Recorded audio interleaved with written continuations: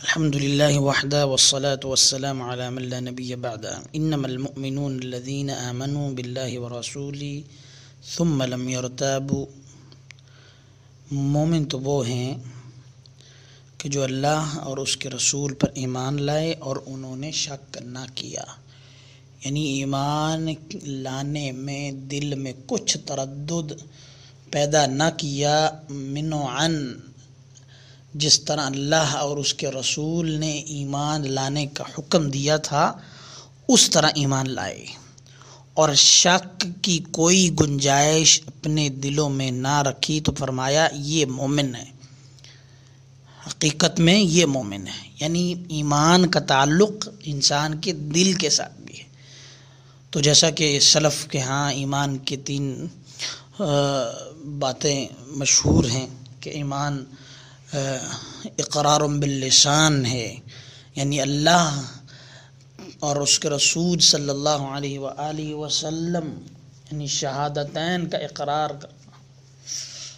اور دل سے بھی مان لینا کہ اللہ کے علاوہ کوئی معبود برحق نہیں ہے، اور رسول گرامی صلی اللہ علیہ وآلہ وسلم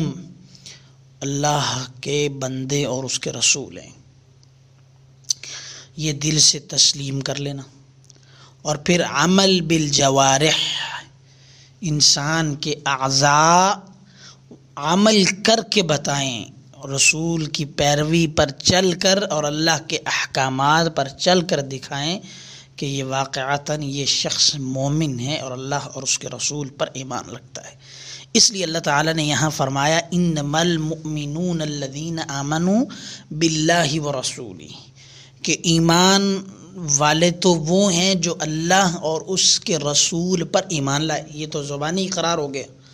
ثم لم یرتابوا، پھر ان کے دلوں میں شک بھی نہ گزرا، یعنی دل کی تصدیق اتنی پختہ ہوئی کہ شک و شبہ کی کوئی گنجائش باقی نہ رہی۔ اور آگے وجاہدوا باموالہم وانفسہم فی سبیل اللہ، اور آگے عمل بالجوارح، یعنی جب اللہ جہاد پہ نکلنے کا حکم دیں، جب ایمان کو پورا کرنے کا موقع آئے، ایمان کا دعویٰ ثابت کرنے کا موقع آئے،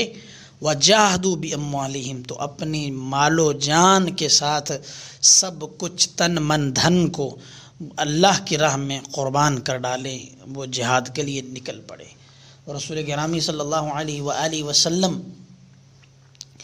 جو ہے وہ فرماتے ہیں کہ سب سے افضل عمل وہ جہاد کا افضل عمل ہے، الجہاد ماض الی یوم القیامہ، کہ جہاد قیامت کی دیواروں تک جاری رہے گا۔ تو یہاں عمل کو ذکر کر دیا کہ جو انسان کے جوارح سے تعلق رکھتا ہے، پہلے ایمان اقرار باللسان کا تذکرہ کیا، ثم لم یرتابوا کہہ کے اقرار تصدیق بالقلب کا ذکر کیا، اور جاہدوا باموالہم وانفسہم یہاں اللہ تعالی نے ایمان بالجوارح کا ذکر فرما دیا۔ تو ایمان کا معنی کیا ہے؟ 3 چیزیں ایمان کے تحت آ جاتی ہیں، اور ایمان کی ارکان کتنے ہیں؟ ایمان کے ارکان، ایمان کے ارکان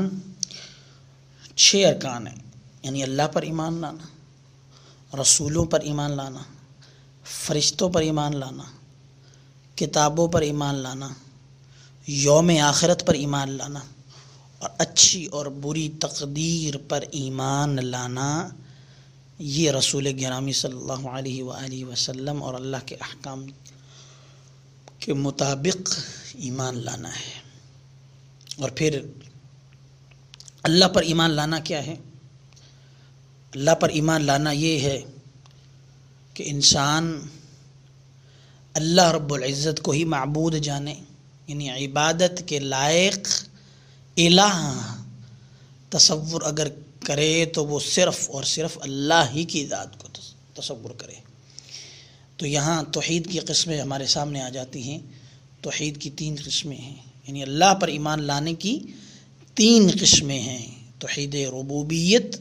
توحید الوہیت، اور توحید اسماء و صفات۔ توحید الوہیت اور ربوبیت اور اسماء و صفات یہ ایمان باللہ کی 3 شقیں ہیں۔ تو ربوبیت یہ ہے کہ انسان یہ تسلیم کر لے کہ ہر چیز کا خالق، مالک، رازق وہ اللہ ہے، یعنی دنیا و ما فیہا میں جو چیز پل بڑھ رہی ہے، پرورش پا رہی ہے، وہ مخلوق کی صورت میں موجود ہے، ان کا خالق وہ ایک اللہ ہے، وہ ایک اللہ کی ذات ہے خالق۔ اور یہ خالق ہونا، چیزوں کو پیدا کرنے والی ذات کی پہچان ہونا، یہ تو مشرکین بھی مانتے تھے کہ اللہ تعالیٰ نے سیقولون للہ، کہ ہر چیز قل من بیدہ ملکوت کل شیء وہو یجیر ولا یجار علیہ ان کنتم تعلمون سیقولون للہ۔ تو جب ان سے پوچھا جاتا تھا کہ کس کے ہاتھ میں یہ دنیا وما فیہا اور کائنات کی بادشاہی ہے، تو پھر وہ کہتے تھے وہ اللہ ہے جس کے ہاتھ میں بادشاہی ہے۔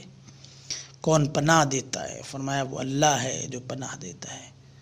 اور ان سے ایسی کوئی پناہ دے نہیں سکتا، وہ کہتے وہ اللہ ہے۔ ان سے پوچھا جاتا قل لمن الارض ومن فیہا ان کنتم تعلمون، کہ کس کے لیے یہ آسمان و زمین کی ملکیت ہے، تو وہ کہتے سیقولون للہ، اللہ ہے۔ تو توحید ربوبیت وہ مشرکین مکہ بھی مانتے تھے، توحید الوہیت نہیں مانتے تھے کہ اللہ نے اگر پیدا کیا ہے، اللہ نے کائنات کو پیدا کیا ہے تو وہ اس کی عبادت کے قائل نہیں تھے، عبادت میں شرک کرتے، سفارشی تلاش کرتے، وَيَعْبُدُونَ مِن دُونِ اللَّهِ مَا لَا يَضُرُّهُمْ وَلَا يَنفَعُهُمْ وَيَقُولُونَ هَؤُلَاءِ شُفَعَاؤُنَا عِندَ اللَّهِ، کہ وہ مشرک ان کو پکارتے تھے کہ جو مشرک نہ ان کو کوئی نفع دے سکتے تھے نہ نقصان دے سکتے تھے، بس یہ کہتے تھے وَيَقُولُونَ هَؤُلَاءِ شُفَعَاؤُنَا عِندَ اللَّهِ، کہ وہ اللہ کے ہاں ہمارے سفارشی ہیں۔ تو سفارشی وہ اللہ کے ہاں طلب کرنے کے لیے توحید الوہیت میں گڑبڑ کر جاتے اور اللہ کی وحدانیت کا اقرار نہ کرتے تھے، اللہ کی وحدانیت کو تسلیم نہیں کرتے تھے، یعنی اللہ کے اکیلے معبود ہونے کو سجدہ اسی کے لیے ہے، اسی کے لیے نظر و نیاز ہے، اسی کے لیے التجا ہے، اسی کی طرف پکارے ہیں، اسی کی طرف مشکلات کا حل ہے، یعنی وہی مشکل کشا ہے، وہی حاجت روا ہے، وہی داتا گنج بخش ہے، وہی فیض دینے والا ہے، وہی فیض چھیننے والا ہے۔ تو سارے امور کا اختیار وہ اللہ رب العزت کو دینا، عبادت کے سارے امور کا اختیار اللہ رب العزت کو دینا، یہ توحید الوہیت کہلاتی ہے۔ اور توحید اسماء و صفات کیا ہے؟ کہ توحید اسماء و صفات یہ ہیں کہ کی صفات میں، اللہ کی صفات میں کوئی کمی بیشی نہ کی جائے، یعنی بلا کیف، بلا تعطیل ان کو تسلیم کر دیا جائے، نہ ان کی کیفیت بیان کی جائے، نہ انہیں تشبیہ دی جائے، یا نہ انہیں ان میں تعطیل کی جائے۔ تو بلا تشبیہ، بلا تعطیل اور بلا تمثیل اور بلا تکییف، یہ ان تینوں صورتوں کا لحاظ رکھ کے اللہ کی تمام صفات کو اللہ کے لیے ثابت کرنا، یہ توحید اسماء و صفات ہے، اسماء و صفات ہے۔ اور یہ ایمان، یعنی ایمان باللہ کی یہ صورتیں بنتی ہیں۔ اس کے بعد ہے ایمان بالرسل، رسولوں پر ایمان لانا۔ تو رسولوں پر ایمان لانا کیا ہے؟ کہ رسول سارے کے سارے اللہ کی طرف سے مبعوث کردہ ہیں، اللہ کے بندے ہیں، نیک صالح برگزیدہ، اور اللہ کی تبلیغ کو اپنی کوششوں کے مطابق اللہ کی تبلیغ کو، اللہ کے پیغام کو اپنی کوششوں کے مطابق منوعاً اپنی امتوں کی طرف پہنچانے والے تھے، اور وہ اللہ کے بندے ہیں اور اللہ تعالیٰ نے ان کو رسول چنا ہوا ہے۔ اور اس میں رسالت مآب صلی اللہ علیہ وآلہ وسلم کو آخری نبی تصور کرنا اور ان پر ایمان لانا کہ وہ اللہ کے بندے اور اس کے رسول ہیں، آخری نبی ہیں، اور آپ کے بعد کوئی نبی نہیں آنے والا۔ اطاعت و فرما برداری میں اللہ کے رسول صلی اللہ علیہ وآلہ وسلم کی بات وہ حرف آخر سمجھنا اور اسی کو اطاعت کا معیار بنانا، یہ اللہ کے رسول صلی اللہ علیہ وسلم اور رسالت مآب کے حقوق ہیں، یا یوں کہہ لیں کہ یہ ایمان بالرسل ہے۔ تو رسول صلی اللہ علیہ وسلم جیسے شرک فی الرسالہ، جیسے کہ شرک فی اللہ ناجائز ہے، اس طرح شرک فی الرسالہ بھی ناجائز ہے، یعنی رسول کے مقام کے مطابق کسی اور کے مقام کو بنا دیا جائے، کسی اور کے مقام کو رسول کے مقام کے مطابق لا کر کھڑا کر دیا جائے، تو یہ بھی درست نہیں ہے۔ تو اس لیے اللہ کے رسول صلی اللہ علیہ وسلم کی شان میں غلو کرنا یا کسی اور نبی کی شان میں غلو کرنا یا اس کی شان کو گھٹانا، کم کرنا، یہ ساری ایمان بالرسل کی